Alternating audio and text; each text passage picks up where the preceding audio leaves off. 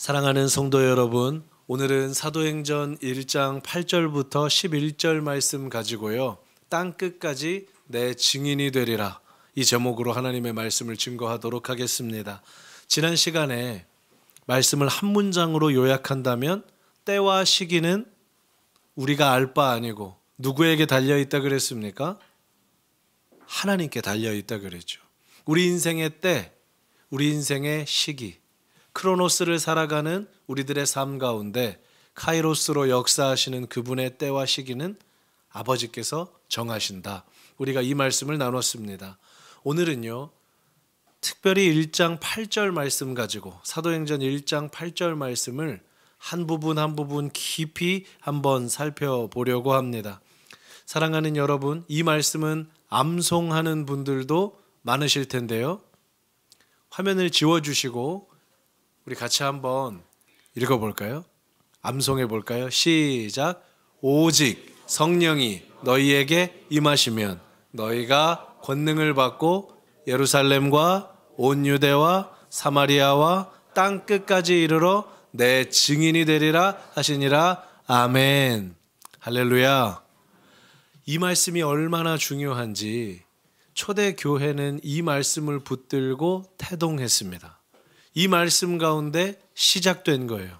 오늘 이 말씀이 성취되는 것이 저와 여러분이 예배드리는 현장이기도 합니다.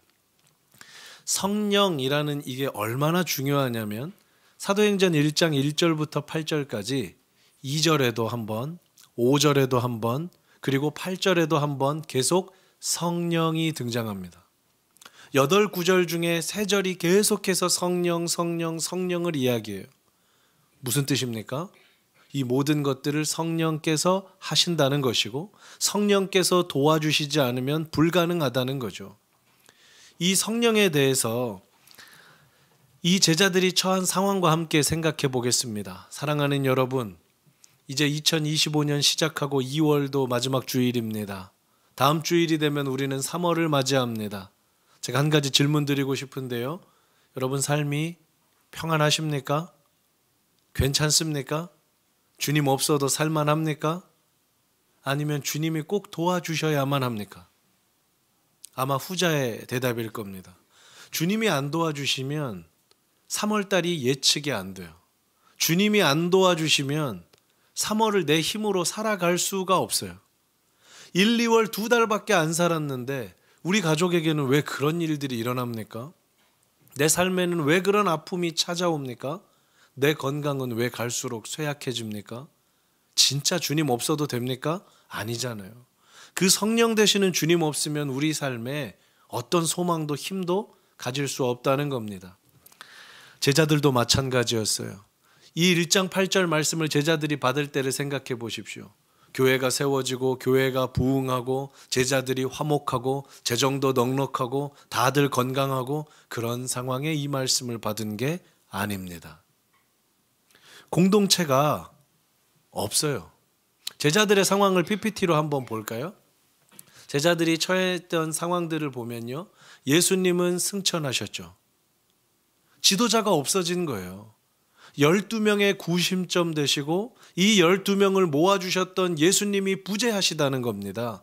리더가 사라진 거예요. 그리고 이 12명이 지금 어떤 조직이 있습니까? 시스템이 있습니까? 교육부서가 있습니까? 찬양팀이 있습니까?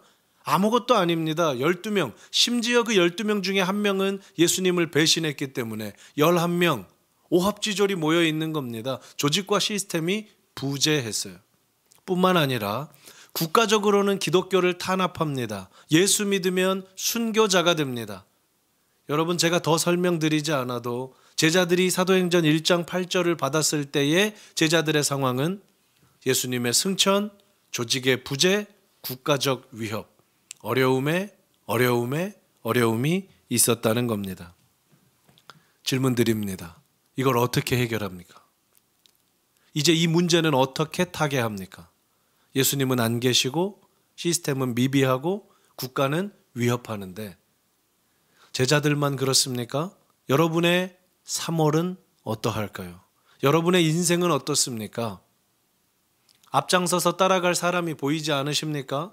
여러분의 가정과 일터와 또 학교와 시스템이 부재합니까? 국가적으로는 위협 가운데 있습니까? 꼭 우리들의 상황 같습니다. 여러분 어떻게 해결하면 될까요? 애쓰면 될까요? 노력하면 됩니까? 새로운 리더를 모시면 될까요? 사도행전 1장 8절은 이 흔들리는 인생들에 대해 유일한 답을 주세요. 말씀으로 주세요. 제자들은 이 답을 붙들었고 제자들의 삶이 이 말씀과 함께 달라졌습니다. 우리에게도 동일합니다. 말씀 보겠습니다. 오직 성령이 너희에게 임하시면 너희가 무엇을 받아요? 권능을 받고. 사랑하는 여러분, 오직이라는 이 단어에 집중해 보십시오. 주님은 제자들에게 답을 주셨어요. 오직 하나밖에 없다. 오직 이 답 아니고는 너희를 살릴 수가 없다. 새로운 리더를 모시고 시스템을 잘 만들고 국가가 평안해지면 너희 삶이 나아지는 게 아니다. 오직 딱 한 가지. 그건 권능을 받는 것. 권능은 힘입니다. 헬라어로 두나미스예요. 이 두나미스는 어디에만 쓰이냐면 하나님께서 행하시는 일에 대한 권능을 두나미스라고 합니다. 다시 말해볼까요?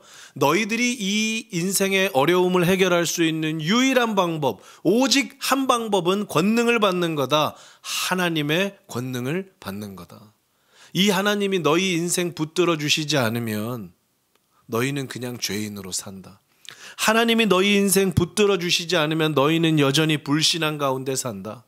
분명히 교회는 다니는데 종교 생활만 한다. 신앙 생활은 못한다. 내 증인이 되리라 하셨는데 증인은커녕 하루하루 성도로도 살 수가 없다. 사랑하는 여러분, 초대교회는 특별한 프로그램이 하나도 없었습니다. 초대교회에는 성경 공부도 없었습니다. 초대교회에는 그 어떤 교제 모임도 없었습니다. 뭐만 있었는 줄 아셔요? 예수님 이 땅에 부활하신 다음에 며칠 계셨다 그랬죠? 40일 계셨죠. 그리고 나서 오직 성령이 임하시면 너희가 권능 받는다라고 말씀하셨어요. 오직 성령이 임하시면 권능 받는다. 제자들이 이 말씀 붙들고 기도합니다. 며칠 기도했는 줄 아셔요? 우리 잘 아는 것들인데요. 자, 계산을 잘 하셔야 돼요. 보셔요. 오순절날에 성령이 임합니다. 오순절날은 50일째 되는 날이라는 거예요. 그러면 제자들이 며칠을 기도했어요? 예수님은 이 땅에 40일을 계셨고 오순절날에 성령이 임했어요. 며칠을 기도했죠? 자, 90일 열흘 막 나오는데요. 정확하게 말씀드립니다. 이 말씀 받은 다음에 제자들은 10일 동안 이 말씀 붙들고 기도했어요. 오순절은 예수님 부활하신 다음에 50일이거든요. 근데 그 중에 40일은 같이 계셨잖아요. 말씀해 주셨잖아요. 그리고 너희들 기도하면, 너희들 예수께 이 말씀에 집중하면 곧 성령의 권능을 받을 거다. 10일 동안을 기도했더니 하나님께서 여기에 은혜를 주셨어요. 여러분, 여기 중요한 우리 인생의 키가 있습니다. 삶의 중요한 문제를 두고 시험을 겪고 계시는, 또 고난의 터널을 지나가시는 과정 가운데 여러분 무엇 하셔야 될까요? 오직 권능 받기 위해, 오직 성령이 내 안에서 일하게 하시기 위해 기다리며 기도해야 돼요. 제자들은 다른 거 아무것도 하지 않고 어떤 프로그램도 하지 않고 오직 이 말씀 붙들고 기도했더니 하나님의 때와 기한에, 그 때와 시기에 하나님께서 놀랍게 일하셨습니다. 이 사람들은요, 이제 뭐가 될 수 있냐면, 말씀의 포인트를 넘겨볼까요? 내 증인이 된다라고 하셨습니다. 사랑하는 여러분, 증인은 법정 용어입니다. 법정 용어예요. 증인이 되려면 몇 가지 중요한 전제가 있거든요. 한번 생각해 보십시오. 첫째, 증인이 되려면 뭐가 필요할까요? 뭘 보거나 뭘 들은 게 있어야 돼요. 생각해 보셔요. 법정에 증인으로 이렇게 부른다. 그러면 사건의 현장을 목격했거나 사건의 현장을 들었거나 이런 사람이 증인이 될 수 있습니다. 두 번째로, 누가 증인이 될 수 있냐면 법정에 섰을 때 진실만을 말할 수 있는 사람이 증인이 됩니다.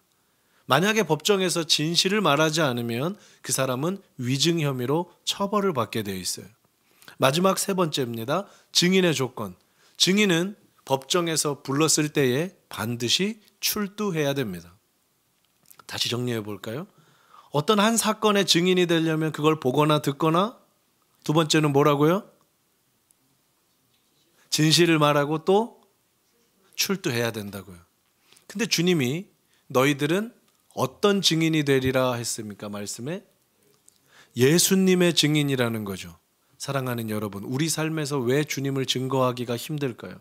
왜 우리는 증인으로 살지 못할까요? 방금 말씀드린 세 가지를 뒤집어 보면 됩니다. 첫째, 내 마음에 내 인생에 예수에 대해서 듣거나 본 게 없기 때문입니다. 둘째, 예수에 대한 진실만을 말해야 되는데 필요만 하다면 내가 그 진실과 타협할 수 있기 때문입니다. 셋째, 증인은 언제든지 법정이 말하면 출두해야 되는데 우리 삶의 출두의 영역인 그 삶에서, 일상에서 우리의 삶이 무너져 있기 때문입니다. 그러면 증인 될 수 없습니다. 이제 더 포인트를 옮겨봅니다. 오늘 제가 여러분께 드리고 싶은 가장 중요한 부분인데요. 여러분 한번 이 말씀을 보십시오. 예루살렘과 온 유대와 사마리아와 땅끝까지 이르러, 이렇게 되어 있습니다. 이걸 지역적으로만 이해하면요, 실제로 사도행전의 패턴이 이렇게 됩니다. 사도행전 2장부터 7장까지는 예루살렘에서 전도하는 내용이 나오고요, 8장부터는 온 유대와 사마리아에서 전도하는 내용이 나오고, 마지막 13장부터 28장까지는 땅끝까지 복음이 증거되는 내용이 나옵니다. 그래서 1차원적으로만 이걸 접근하면, 예루살렘이라는 땅, 그리고 그 예루살렘보다 조금 더 넘어가는 온 유대, 조금 더 넘어가는 사마리아, 가장 큰 땅끝, 이렇게 생각하실 수 있습니다. 그런데 이건 절반만 이해하신 거예요. 예수님께서 말씀하시는 개념은 조금 더 깊습니다. 그리고 조금 더 명확하세요. 제가 2019년에 아르헨티나에 비전 트립 선교를 다녀온 적이 있습니다. 인천에서 출발해서 아르헨티나 부에노스아이레스까지 도착하는데 한 36시간 정도 걸렸거든요. 전혀 놀라지 않으시네요. 36시간 당신이 고생했지 우리가 고생했냐. 그렇게 날아갔는데 참 신기한 경험을 했습니다. 우리나라가 겨울이면 아르헨티나는 여름이에요. 시차가 지금 우리 예배 드리는 시간이 오전 10시면 거기는 밤 10시입니다. 쉽게 말해서 우리나라에서부터 지구본 아래로 쭉 뚫고 들어가면 정반대에 딱 절반의 위치에 아르헨티나가 있는 거예요. 그래서 그 나라는 크리스마스가 여름이에요. 우리는 겨울이잖아요. 그리고 우리가 겨울이면 거기는 여름이니까 이 파카를 입고 갔다가 공항에 맡겨놨는데 거기 가니까 반팔을 입어야 되고 이런 상황이라는 겁니다. 제가 무슨 말씀을 드리고 싶냐면, 땅끝의 개념을 오늘 한국에서 생각하면 땅끝은 어디입니까? 예? 아르헨티나요. 그러면 아르헨티나에서 이 말씀을 묵상하는 성도들, 자, 아르헨티나 성도들은 예루살렘과 온 유대와 사마리아와 땅끝까지 이르러 증인되십시오 하면 그 성도들의 땅끝은 어디입니까? 한국이요? 그러면 어디 가서든지 땅끝이 달라지는데 여러분 이게 이상하지 않습니까? 잘 생각해 보세요. 지구는 평평한가요? 둥근가요? 그렇죠. 지구는 둥글어요. 오늘 여기 계신 자리에서 출발을 하면 계속 지구를 돌아가면 다시 한 바퀴 돌아오면 어디가 될까요? 다시 여러분의 삶의 자리예요. 여러분, 땅끝은 물리적 거리로의, 지리적 거리로의 말씀이 아니라 이 땅끝은 다시 여러분의 일상으로 회귀합니다. 한 바퀴 돌면 다시 우리의 삶이에요. 그래서 가장 멀고 가장 어려운 선교지가 어딘 줄 아십니까? 저와 여러분의 마음이에요. 이게 선교가 안 돼요. 이게 개간이 안 돼요. 이게 복음화가 안 된다는 겁니다. 여기까지 주님이 가라고 말씀하시는 거예요. 먼저는, 자, 이제 이 포인트 여러분 눈에 딱 익히시면 좋겠는데, 자, 예루살렘, 여기만 좀 강조되어 있죠. 예루살렘. 이 예루살렘이라는 거 여러분의 일상입니다. 다시요. 여러분 이번 한 주 동안 이 말씀 꼭 기억하시면 좋겠어요. 예루살렘은 여러분의 삶이에요. 여기서부터가 복음이 시작됩니다. 처음부터 땅끝까지 갈 수가 없어요. 이 예루살렘, 여러분의 월, 화, 수, 목, 금, 토 일주일의 삶입니다. 주일날은 깨끗한 옷 입고 머리 감고 화장하고 예쁘게 앉아 있을 수 있어요. 그런데 여러분 예배당 문을 나서서 다시 살아가시는 여러분의 예루살렘, 여러분의 가정이에요. 여러분의 삶의 일상적인 나날들입니다. 이 예루살렘에서부터 예수님 뭐 되라고 하셨어요? 너 나의 증인 되라. 그곳에서 네가 하는 말, 그곳에서 네가 하는 행동, 그곳에서 얼마나 주님 의지하면서 살아가는지가 내 증인이 되느냐 안 되느냐다. 정말 집중해야 될 것은 예루살렘에서 증인으로 살지 못하는 사람은 절대로 그 다음 단계로 나아갈 수가 없습니다. 일상에서 살지 못하는데, 가정에서 살지 못하는데 그 사람이 예루살렘을 넘어가서 그 다음에는요, 포인트로 옮겨보면 온 유대입니다. 온 유대. 네, 포인트 하나만 넘겨주십시오. 온 유대로 가는데 여기는 어디일까요, 여러분?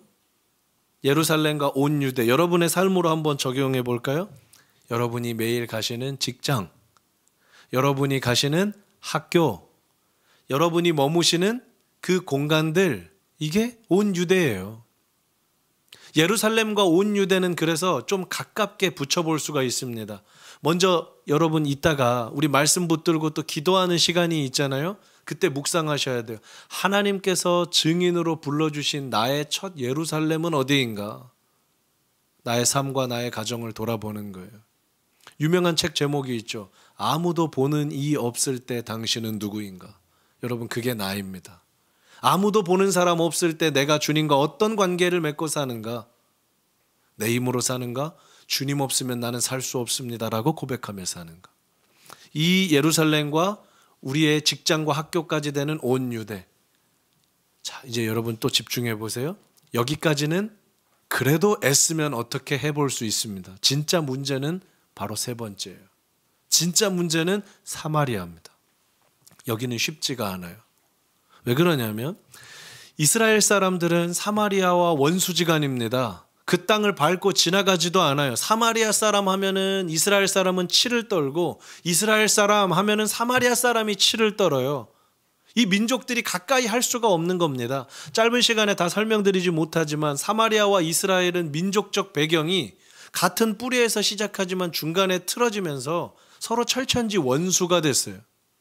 근데 주님이 뭐라고 하십니까? 너 예루살렘에서 증인되라. 너의 직장과 학교 온 유대에서까지 증인되라. 이것까지는 순종하겠는데 이게 어렵다니까요. 네가 철천지 원수라고 생각하는 그 사마리아까지 가야 된다는 거예요. 여러분의 사마리아는 어디입니까? 아이러니하게 여러분의 가정 가운데 있을 수 있어요. 여러분의 직장에도 여러분의 학교에도 있을 수 있어요. 지금까지는 그것을 부정하셨다면, 아유, 저 사람은 사마리아 사람, 나랑은 함께 할 수 없는 사람, 이번 한 주에 그곳으로 가셔야 돼요. 주님이 그렇게 말씀하셨어요. 사마리아에서도 너 내 증인이다.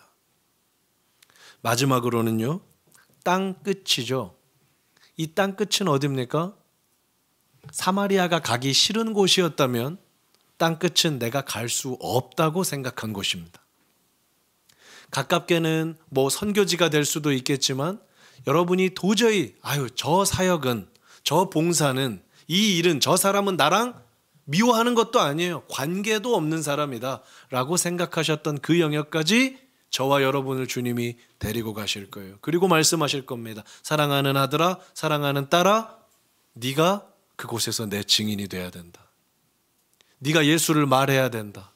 네가 삶으로 그 삶의 법정에 출두해야 된다. 너의 진실을 통해 누군가가 살아난다.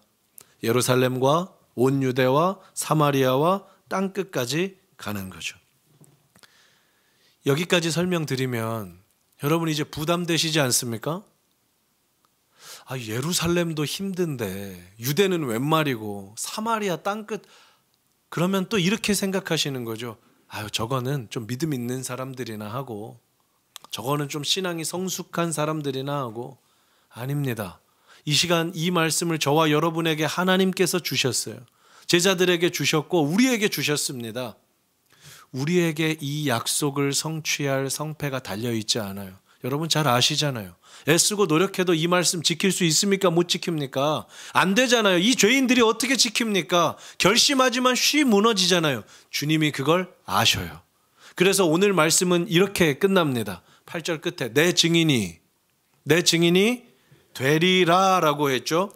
주님이 말씀하셨어요. 주님이 약속하셨어요. 약속의 주체는 우리가 아니고 하나님입니다. 하나님 말씀하시면 되는 거예요. 하나님 말씀하시면 성취됩니다. 하나님 말씀하시면 빛이 있으라 하시면 빛이 생기는 거예요. 근데 주님이 너희들 언젠가 내 증인 될 거다. 우리말로 더 정확하게 번역해 보면 내가 말했기 때문에 확실하게 된다. 주님의 약속입니다. 저와 여러분의 삶은 반드시 증인된 삶이 됩니다. 이미 되었습니다. 반드시 될 것입니다. 주님께서 말씀하셨기 때문이에요.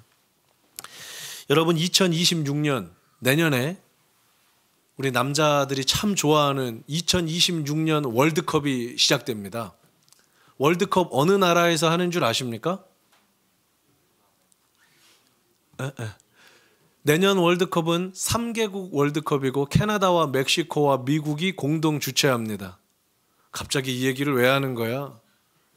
여러분이 이걸 알든 모르든 이미 주관사들은 10년 전부터 준비했고 내년에 월드컵은 열립니다. 반드시 열릴 거예요.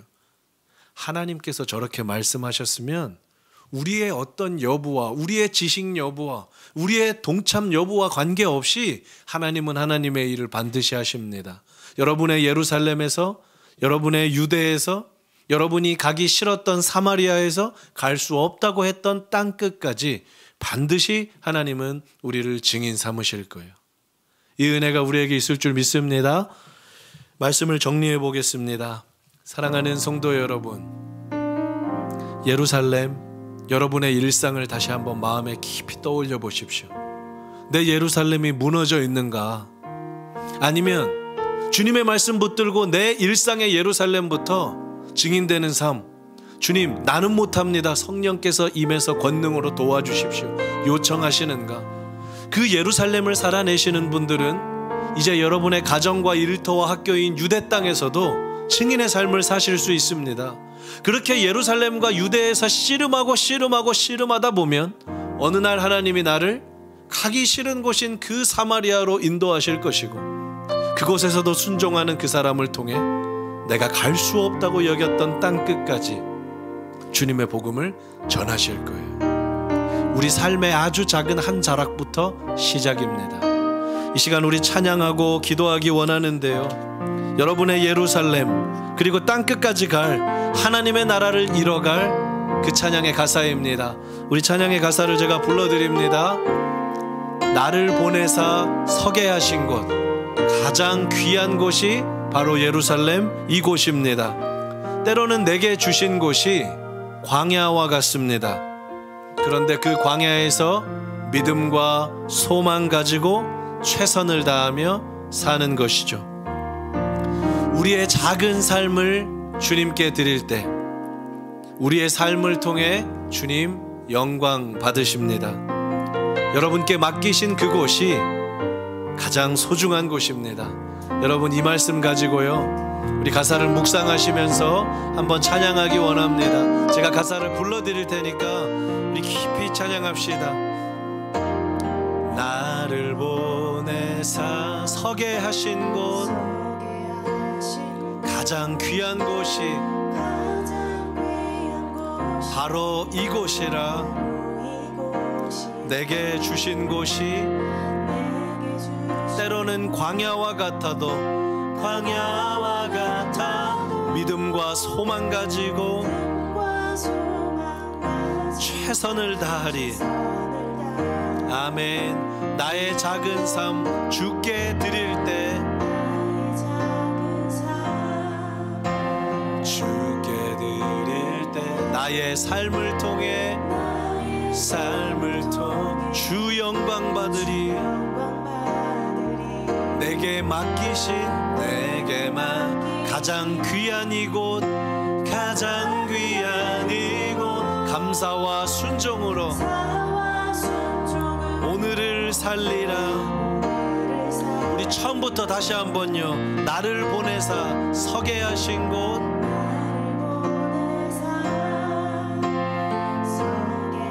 여러분께 맡기신 예루살렘 가장 귀한 곳이 바로 이곳이라.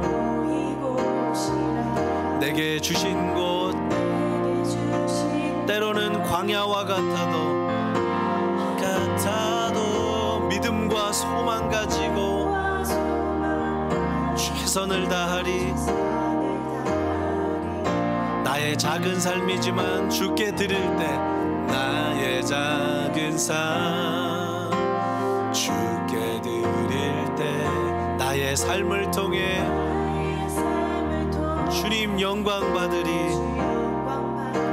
내게 맡기신 가장 귀한 이곳, 내게 맡기신 가장 귀한 이곳, 감사와 순종으로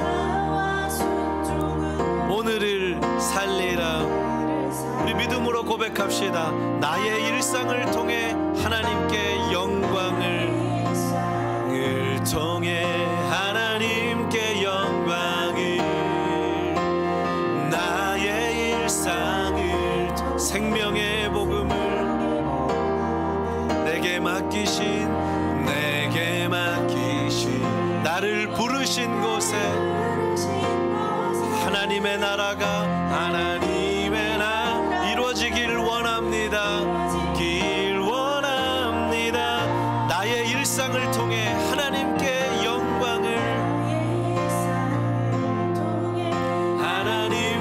영광을, 나의 일상을 통해 생명의 복음을 내게 맡기신 이곳, 나를 부르신 곳에 하나님의 나라가 이루어지길 원함. 우리의 목소리로요. 나의 일상을 통해 하나님께 영광을, 나의 일상을 통해 생명의 복음을 내게 맡기신 이곳, 나를 부르신 곳에 하나님의 나라가 이루어지길 원합니다. 사랑하는 여러분, 여러분의 일상을 통해 예루살렘이 온 유대로, 그 유대가 사마리아로 땅끝까지 펼쳐지고 하나님의 나라가 이루어집니다. 하나님께서 우리를 그렇게 불러주셨습니다. 우리가 잘해서가 아닙니다. 내가 너를 증인되게 하겠다. 너 반드시 증인될 것이다. 주님 말씀하시면 이루어지는 겁니다.